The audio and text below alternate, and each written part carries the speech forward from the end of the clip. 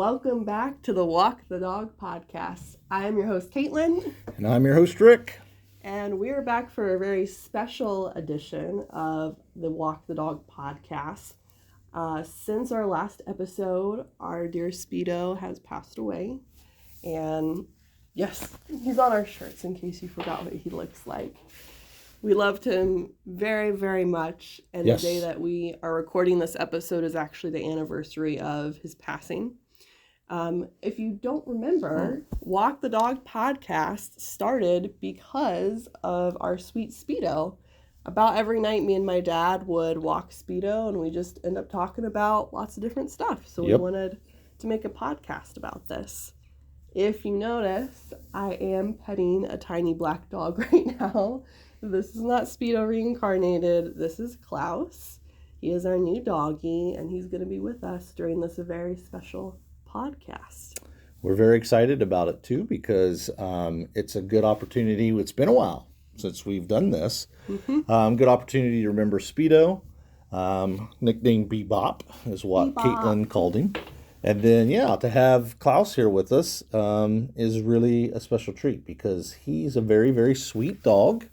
We love him very, very much. And we're excited that you get to see him. And hopefully this will be a good time together to talk about what time of the year we're getting close to. At the time of this recording, tomorrow is going to be Halloween. Yes, today we're going to be talking specifically about our memories associated with Halloween costumes. And Klaus is very exciting. He's very into Halloween costumes, apparently. He's trying to give my dad kisses for it. But before we do, can I just say, I love podcasts. I love the fact that you have a podcast about literally anything. I was listening to Amy Poehler's podcast, and she was interviewing a guest who I think had a podcast about U2, the band. And it's just great. It's like, you know what? I'm really into this thing. We're going to have a conversation about it every single week or however often you do it. I think that's really great.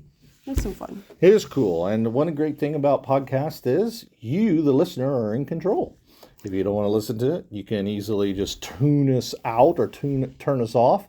Or the way I like to watch a podcast is double speed. Double speed so I can get through the thing a lot faster because, I got a Star Trek episode I need to watch or something like that. So.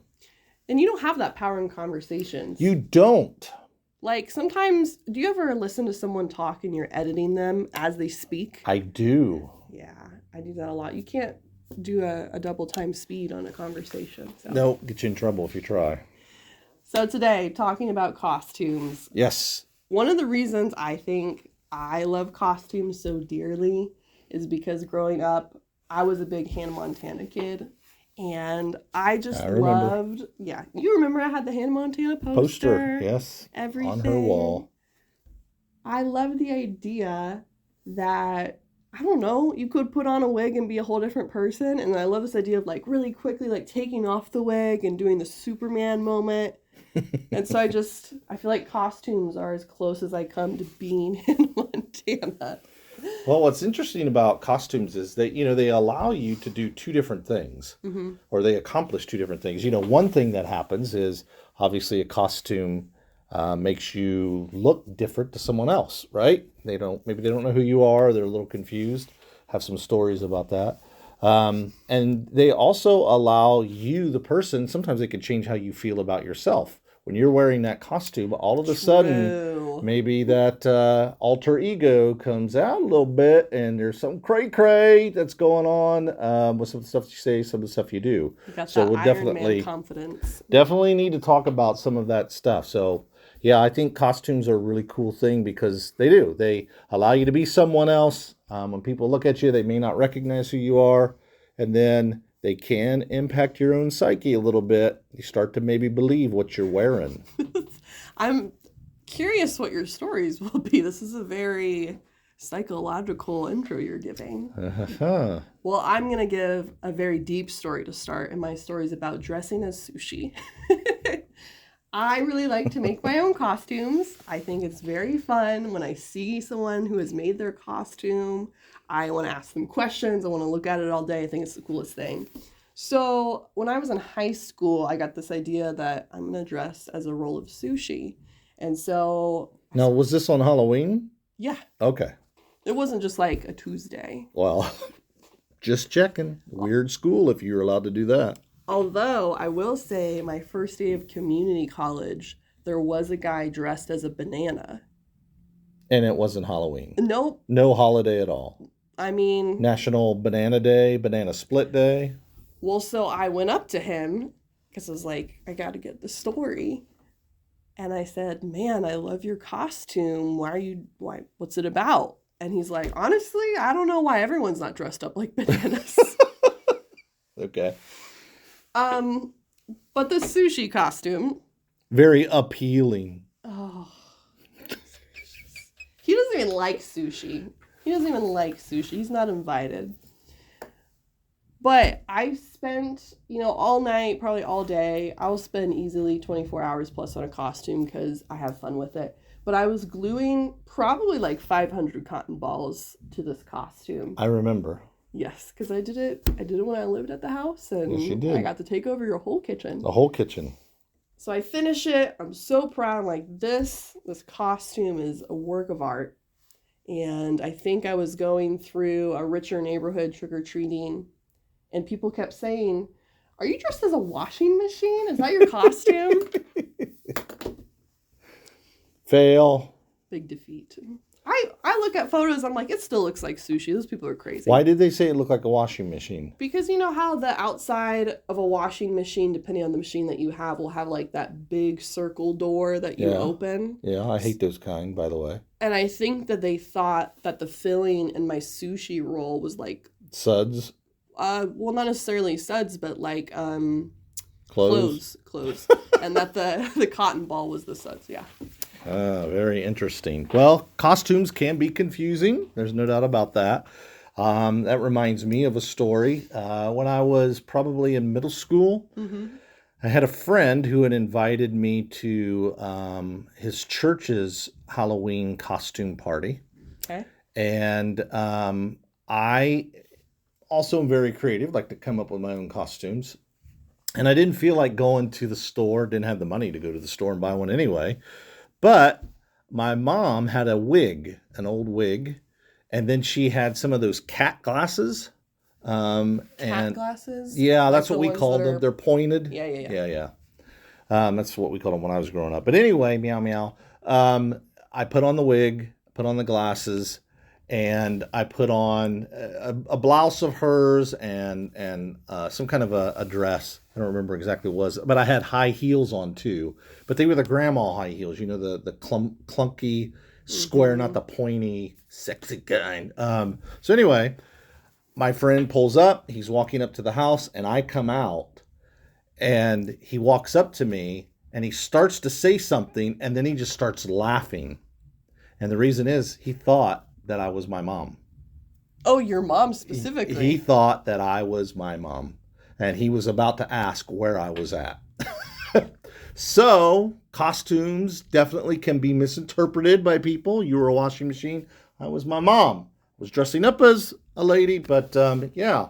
And if you saw the costume, especially the wig, it made me look old. I don't know what else to say. And so it was not a compliment to my mother. I don't think she heard about it, but nonetheless, not a very it was successful in that, and that's what I mean. Costumes, it serves one of the purposes. You were dressing as a woman. They thought you were a woman. I was dressing as sushi and thought I was a washing machine. So it was great. Yeah, I mean, pretty much the same story. But yeah, they allow you to be something that you're not. So even if you're not successful for you, I was successful, but not really what I was trying to do. Still funny story. Should have seen his face. Because he definitely thought this is Rick's mom. So, anyway. Well, we'll choose to take that as you are a beautiful man.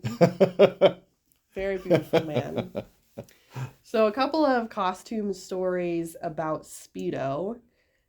I am the youngest in my family. So, I never had a baby around to take care of, like little sibling, none of that. And I think my baby doll phase, caring for a baby sibling, all of that energy got channeled into Speedo. And he was a tiny dog. So one thing that I would always do when you were a kid and when Build-A-Bear was still in town, I remember. they would send to your email a $5 gift certificate. And I would always take... Which meant $60 for me, but go ahead. No, it didn't. And I will tell you why in this story. Okay. That is, I'm offended. I was a very thrifty young lady. I would go to Build-A-Bear and get a shirt for a bear, and it was usually $5. So I wouldn't have to pay for it. And I would put those shirts on Speedo. And did he like them? He hated it. And let me tell you, it looked like a midriff because he was a Dotson mix. So he had like that big barrel chest. He's got like this tiny little shirt on. But with really long legs. With really long legs. Yeah. I remember I had a Batman shirt for Speedo. I had gotten a tie-dye one that I really, really liked. And he looked so cute in them. He hated it. He did. He absolutely hated it. But he loved me so much, he let me do all kinds of ridiculous stuff. Well, yeah, I understand that. Which kind of takes me to my second story, doing all kinds of stuff. How costumes can affect your own psyche, where you maybe start to think a little bit, you don't want to admit it, but that you are what you're dressed up to be. And I'll give you an example. So this doesn't have to do directly with Halloween, but it was a costume nonetheless.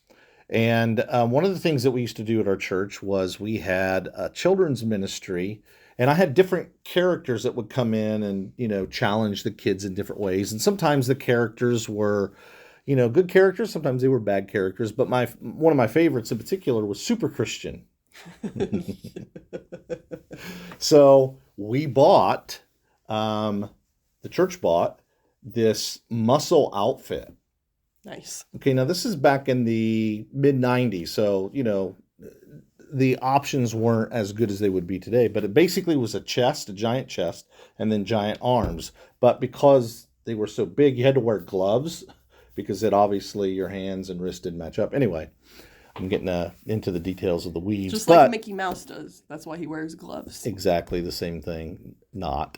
Anyway, you would put those on, and we put on kind of like a Superman shirt. It wasn't an S, I don't think, but it was blue, red cape, whatever it was.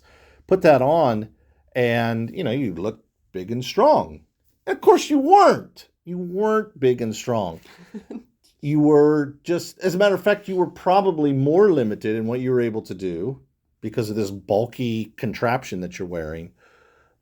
But somewhere in the back of my mind, I'm thinking, maybe I am a little stronger. Maybe I am Superman. Maybe I am Super Christian.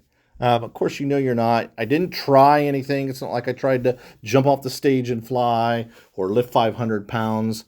But you're looking at it. You're looking at yourself in the mirror.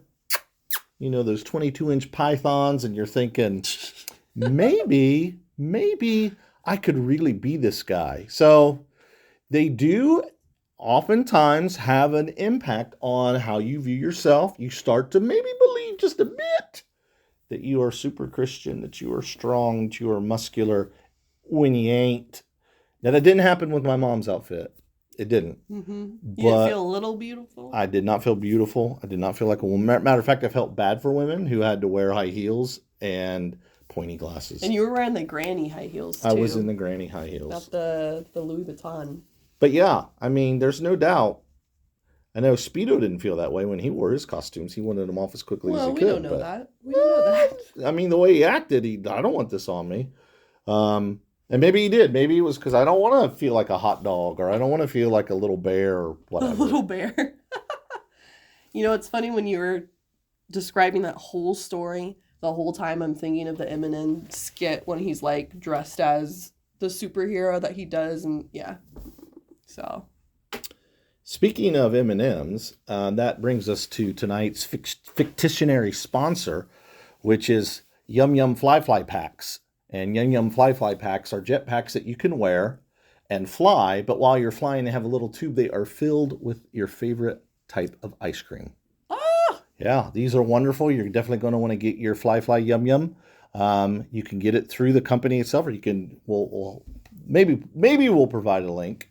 But our fictionary sponsor, we want to say thank you to Yum Yums out there for providing and sponsoring this particular episode of Walk the Dog. Get your Yum Yum Fly packs with your favorite kind of ice cream. Mine would be chocolate mousse tracks, so with the peanut butter cups. Delicious. Delicious. My next story is a little bit related to what you're talking about of when you put on a costume. Sometimes you're like, yeah. I feel like a costume can put like a little bounce in your step. You're like, I look good. I look like sushi. I look like a superhero. At one of my places that I worked at, I dressed up as Stitch for the Halloween event that we did. And that was a really fun one. I also made the costume for that. Multiple nights of work. I cut up lots of blue t-shirts and made like the whole Stitch ears that were like big and crazy. It was super fun. And for whatever reason, I mean, it makes sense because Stitch is he's a super loved Disney character, but... Not by everyone, but go ahead. You don't like Stitch? I don't like Stitch. Okay, let's unpack this. Why don't you like Stitch? I don't know. I find his voice to be annoying, and I don't find him to be cute. I find his claws and stuff kind of creep me out a little bit, but he's so cute. He's so cute. So sweet. Very wholesome movies. Anyways, the whole day when I was working during my shift, kids kept coming up to me and they just wanted to give me a hug. They wanted to play. Because they thought I was Stitch. And it was so sweet to see these moments of kids who resonate so deeply with the character that they feel safe with someone and it creates this connection. It was really special. And then there was one child who was nonverbal and he was also dressed as Stitch. No way. That's cool. So we got to do Stitch to Stitch. And that was super sweet. Like, I mean, it's cool. The reason, you mentioned feeling safe, and I don't know, when I see Stitch's claws come out, I think of Freddy Krueger or Wolverine or something like that. So, well, don't you just feel terrible now that I told those sweet, sweet stories about kids? I don't feel terrible because I still don't like Stitch. It's great that you had really positive response from those kids. Yay! But yeah, I'm still not a Stitch fan. Sorry. It's fine. Now, I will remember.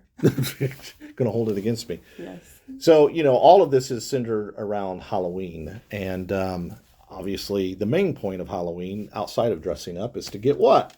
Candy. Candy! Sweet, sweet stuff. Yum, yum. Again, to our sponsor, fictionary sponsor. But it reminds me of a story when your brother was very young. This is before you were born. And it was Halloween.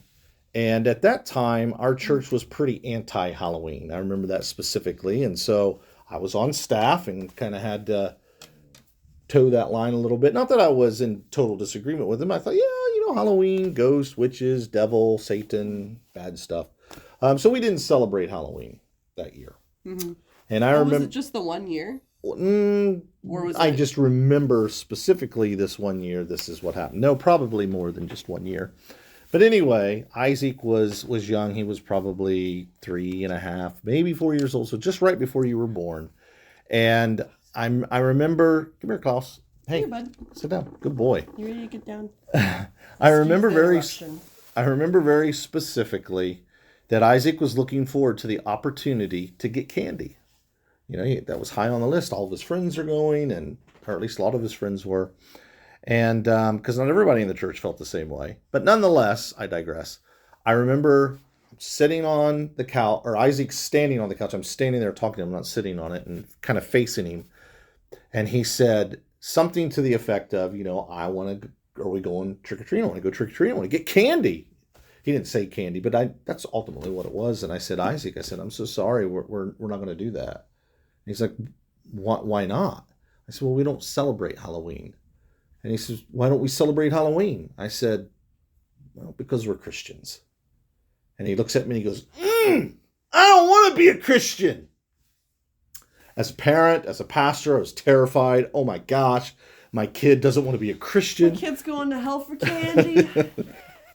I mean, I did. I was obviously a little still immature in my thinking at that point of the game. But yeah, I was a little nervous, to say the least, that, oh my gosh, my kid doesn't. I had to actually talk to a friend about it. He's like, dude, your son just wants some candy. He's not making some theological, definitive statement here. It's not like this is what he's basing his whole life on. He's not positioning himself for apostasy, So, anyway, yeah, I was a little worried that maybe Isaac was going to worship the almighty candy a little bit too much. So, yeah, I don't want to be a Christian was a very direct, definitive statement for him because he wanted some candy.